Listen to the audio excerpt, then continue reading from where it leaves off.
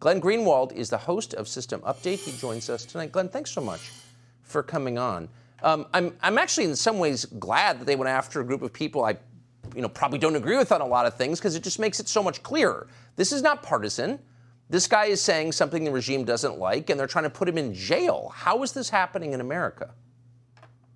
I think one of the critical things to remember is even before January 6th, the Biden administration said their priority is to launch a domestic war on terror, to take all the tactics we used against al-Qaeda and ISIS and foreign terrorist groups and direct it inward, because they perceive that anti-establishment dissidents in America, like the person you just showed, are the real enemy. And that's what this is about.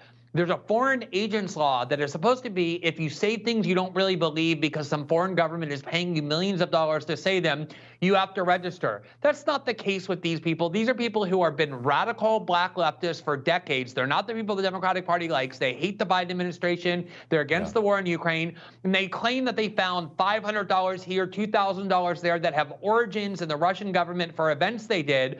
This is what we criticize Russia for. We fund opposition groups in Russia, and then Russia says those are foreign agents. And we object and we say a foreign agent is only somebody saying things a foreign government tells them to say. And now we're using that same theory. We say Russia makes Russia tyrannical to criminalize dissent in the United States. That's what this case is about. So what's so interesting about this is these are not MAGA people. These are the victims of systemic racism they're always lecturing us about, right? And their First Amendment rights have just been stripped, and they're looking at jail terms for having opinions Biden doesn't like. Where are the liberals? Where's Morning Joe? Where are all the sensitive white liberals to defend these people? They're not. Well, this is why I'm so glad you're covering this case, Tucker, because this is the tactic that tyrants always use.